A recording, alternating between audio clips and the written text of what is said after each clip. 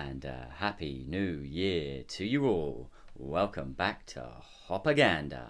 So we ended last year with a beer that very much reminded me of a Caribbean chocolate cake. Well, at times it did anyway. So it seemed only too fitting that we start the year with one too. And if it's Caribbean chocolate cake you're after, there's only one place to look.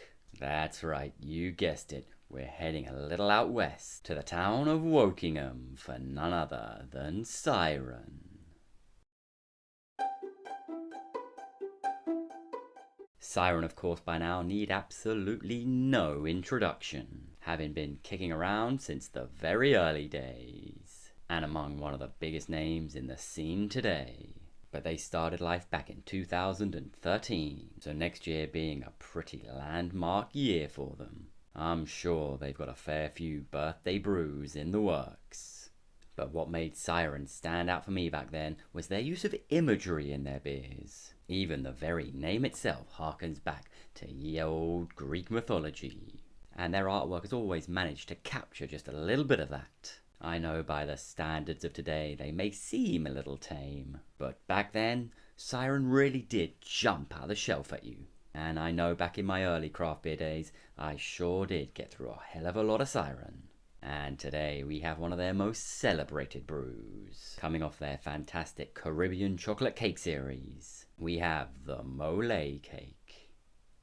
Now, I don't know about you, but I sure do love me some proper Mexican food. And a good chicken mole is one of my absolute faves. So when I saw them release this little beaut, I just knew I had to grab me one. That, and of course you know me well enough by now, so any kind of chili beer, I'm all in on. But even without my serious love of chili, this one did seem by far and away the most interesting of the 2021 batch. And as I'm sure you're all well aware, the series dates all the way back to 2014 as a collaborative effort with Florida's Cigar City Brewing. But let's see what they've got to say about this year's offering. Caribbean Chocolate Mole Cake. Tropical stout with cacao, cypress and spice. So cypress, we're going to get a lot of woody in there, so maybe they're obviously going for a barrel-aged feel for this one. An extravagant new spin on the Caribbean chocolate cake, one of our all-time favourite beers, brewed in collaboration with Cigar City Brewing. We're taking inspiration from Mexican mole in a carefully balanced crescendo of heartwarming chili, chocolate, spices and wood. And we've also got both oats and lactose in here, so should expect a nice thickness and a little creaminess too. And of course, a nice weight to that body. But let's find out. Let's get pouring.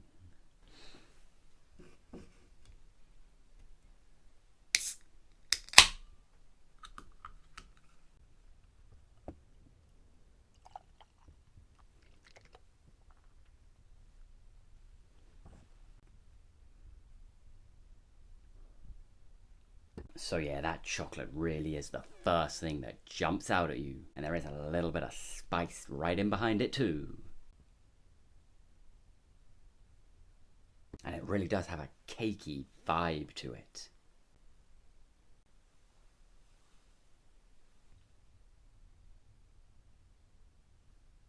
So it is quite creamy, it's quite fluffy up top. And that chocolate really starts to take hold.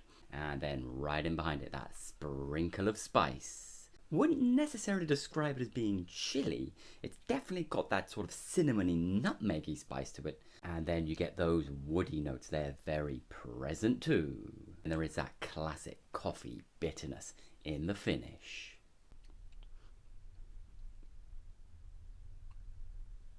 And it really does have that full cakiness to it. And I tell you what, I don't know if it's the hangover from the beer we did before, but I'm getting some real coconut notes in there too. And yeah, that spice, again, it's not so much chili I'm getting. It is quite gingery, in fact, which I guess is more in keeping with the Caribbean style of cake.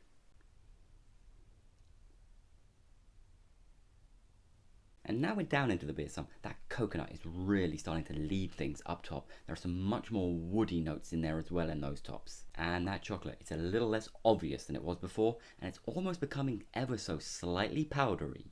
But what I will say is that chili, it is starting to make itself known. There is a little bit of warming in the finish now.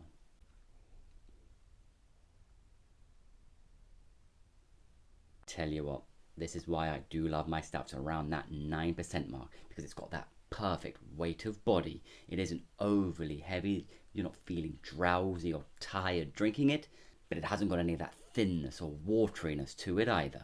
There's just a perfect balance of thickness and creaminess, which is no doubt aided by that lactose and oats. And yes, there is a slight pop to that carbonation, but when you've got notes like cinnamon and ginger, it is perfectly fine to add that little extra kick to help accentuate some of those spiced notes. So if Caribbean chocolate cake is what you were after, then I can confirm you will not be disappointed here. It starts off real creamy up top with a lovely balanced chocolate to it, before shaking things up a little when those spices enter the fray. Cinnamon and ginger really at the fore. Pretty much exactly what you'd expect from a Caribbean cake. Granted, I would have liked some of that chili to be a little bit more present in those middles. But you know me, I just like to have chili leading almost everything. But in fairness to it, that chili does make an appearance in the tail, albeit an ever so subtle chili. But that finish does go from quite a bitter coffee to a pleasant warming.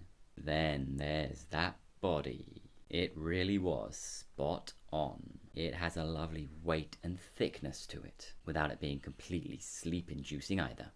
And to be fair, I can't even complain about the carbs, as that carbonation does add a vibrance and energy and allows those cinnamon and ginger notes to really run riot.